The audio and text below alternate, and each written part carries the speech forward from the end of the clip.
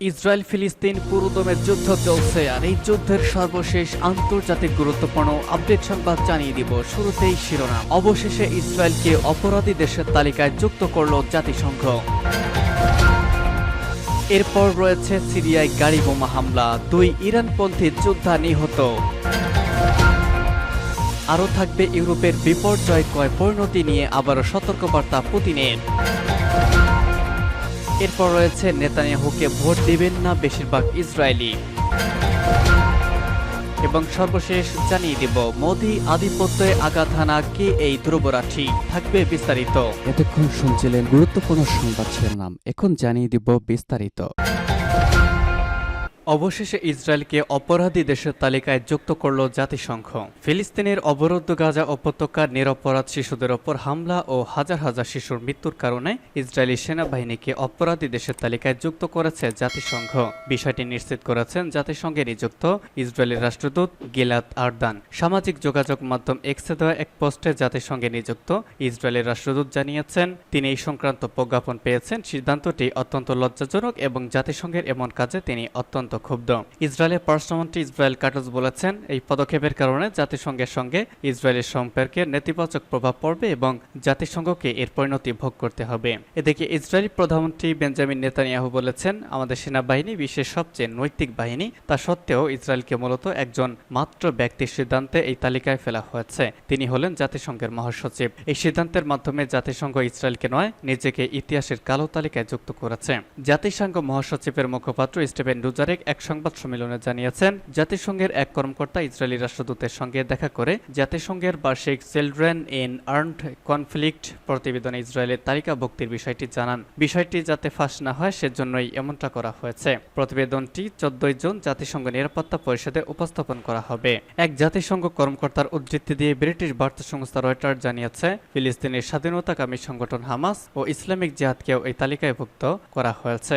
ইসরায়েলের national council for চাইল্ডের তথ্য অনুযায়ী গত বছরের 7 অক্টোবর ইসরায়েলে হামাসের হামলায় 38 শিশু প্রায় 1200 জন নিহত হয়। তাছাড়া 42 শিশু 252 জনকে জিম্মি করে নিয়ে যায়। এদিকে গাজা হামাস পরিচালিত স্বাস্থ্য মন্ত্রণালয় বলেছে, ইসরায়েল আগ্রাসন এখনো পর্যন্ত 36,731 জন নিহত হয়েছে। গত মাসে জাতিসংঘের একটি প্রতিবেদনে বলা হয়েছে, গাজা মোট মৃত্যুর 69% থেকে 52% ছিল নারী ও শিশু। ইউরোপের বিপর্যয়কর পরিণতি নিয়ে আবারও সতর্ক পুতিনের। ইউক্রেনে পুরোদমে যুদ্ধ শুরু করার পর মস্কো পরমাণু অস্ত্রের ব্যবহার নিয়ে বারবার কড়া বার্তা দিয়েছে। সরাসরি না হলেও স্পষ্টভাবে ইঙ্গিত দিয়ে বলেছে, যদি কেউ রাশিয়ার মতো পরমাণু শক্তিধর দেশকে পরাজিত করার চেষ্টা করে তবে বিপর্যয়কর পরিণতি ভোগ করতে হবে। এই বিপর্যয়কর পরিণতির আবারও বার্তা দিলেন রাশিয়ার প্রেসিডেন্ট ভ্লাদিমির পুতিন। তবে সেটি ইউক্রেনে নয়, পুরো ইউরোপকে। পুতিন বলেছেন, ইউক্রেনে জয়ী হতে রাশিয়ার পরমাণু অস্ত্র ব্যবহারের প্রয়োজন পড়বে না। গতকাল সেন্ট পিটার্সবার্গ ইন্টারন্যাশনাল ইকোনমিক ফোরামের একটি প্যানেল আলোচনায় পুতিনের সাক্ষাৎকার নেওয়া হয়। ফোরামের বার্ষিক আয়োজন রাশিয়ার দাভোস নামেও পরিচিত।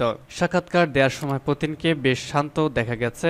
সাধারণত কোনো সাক্ষাৎকারে যিনি প্রশ্ন করেন তার তুলনায় পুতিনকে শান্ত থাকতে খুব কমই দেখা যায়। তবে প্রশ্নকর্তা যদি হন রাশিয়ার বৈদেশিক নীতি বিষয়ক ঝানু বিশেষজ্ঞ সের্গেই কারাগানভ, তবে এমনটি হওয়ার কথা। সাক্ষাৎকারে পুতিন খুব বেশি কড়া ভাষা ব্যবহার করেননি, তবে খুব শান্ত ছিলেন না। ক্রেমলিনের নেতা বলেছেন, তিনি রাশিয়ার পরমাণু অস্ত্র সংক্রান্ত দিক নির্দেশনায় পরিবর্তন আনার বিষয়টি একদমই উড়িয়ে দেননি। ওই নির্দেশনায় রাশিয়া কোনো পরিস্থিতিতে পরমাণু অস্ত্র ব্যবহার করবে সে সম্পর্কে বলা হয়েছে। পুতিন বলেন, এই দিক নির্দেশনা পরিবর্তনযোগ্য এবং আমাদের চারপাশে বিশ্বে কি ঘটছে সেটির উপর আমরা খুব সতর্ক নজর রাখছি। এই নির্দেশনা পরিবর্তন করার বিষয়টি বাতিল করে দিবেন না, এটা পরমাণু অস্ত্র পরীক্ষার সঙ্গেও সম্পর্কিত। যেসব ইউরোপীয় রাষ্ট্র ইউক্রেনকে সমর্থন করছে তাদের জন্য এদিন সতর্কবার্তা দেন পুতিন। তিনি বলেন, পুরো ইউরোপে যত কৌশলগত পরমাণু অস্ত্র রয়েছে রাশিয়ার কাছে তার চেয়ে অনেক বেশি আছে। এমনকি যদি যুক্তরাষ্ট্র তাদেরকেও গুলো নিয়ে আসে, ইউরোপের কাছে উন্নত ব্যবস্থা, আগাম সতর্কতা দেওয়ার ব্যবস্থাও নেই। সেই হিসেবে বলতে গেলে তারা কম বেশি অরক্ষিত বলেন পুতিন। কৌশলগত পরমাণু অস্ত্র হলো ছোট আকারের যুদ্ধাস্ত্র। সেগুলো এমনভাবে নকশা করা হয়েছে যে বিস্তৃত এলাকা জুড়ে তেজস্ক্রিয়তা না ছড়িয়ে সেগুলো শুধু নির্দিষ্ট লক্ষ্যবস্তুতে ধ্বংস করবে। মোদি আধিপত্যতে আঘাত হানা কে এই ধ্রুবরাঠি? ভারতীয় জনতা পার্টি বিজেপি ও নরেন্দ্র মোদীর সমালোচনা বা বিরোধী করার মতো লোকের অভাব নেই ভারতে।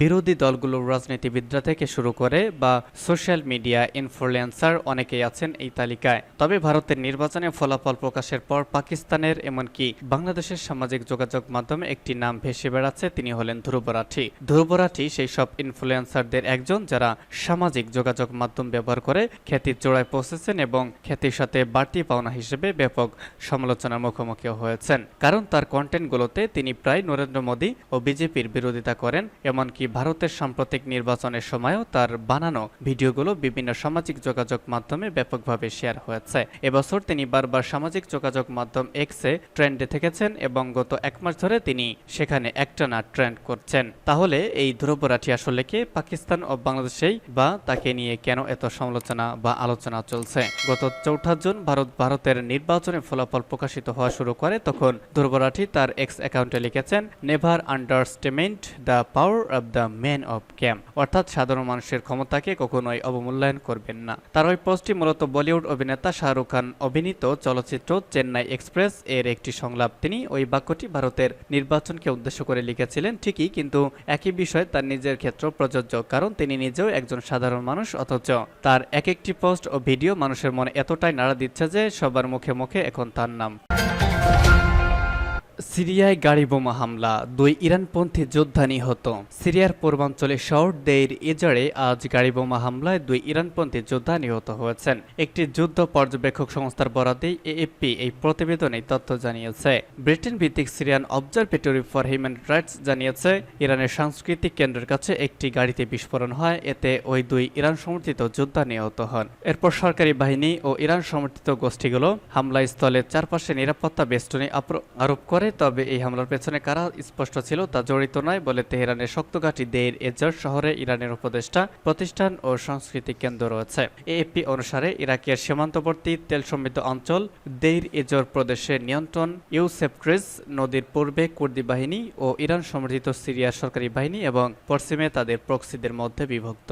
অন্যদিকে লেবাননের শক্তিশালী হিজবুল্লাহ আন্দোলন সহ ইরান সমর্থিত গোষ্ঠীগুলো 2011 সালে সিরিয়ার গৃহযুদ্ধ শুরুর পর থেকে প্রেসিডেন্ট বাশার আল আসাদ বাহিনীকে শক্তিশালী করেছে। 2011 সালের একটি বিদ্রোহের ওপর সিরিয়ার সরকারের নির্মম দমন সংঘাতে সূত্রপাত করেছিল। সেই সংঘাতে 250,000-এরও বেশি মানুষ নিহত হয় এবং বিদেশি সেনাবাহিনী ও জেহাদিদের সংঘর্ষে টেনে আনে।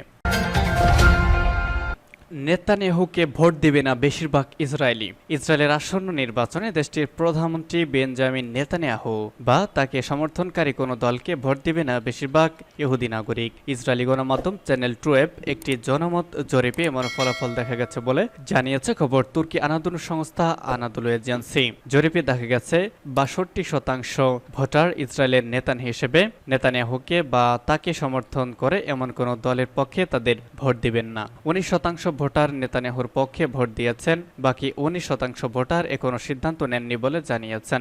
জরিপে দেখা গেছে নেতানিয়াহু ব্লকের ভোটার হিসেবে পরিচিত এমন 30% ভোটার বলেছেন তারা নেতানিয়াহু বা তাকে সমর্থনকারী কোনো দলকে ক্ষমতায় দেখতে চান না।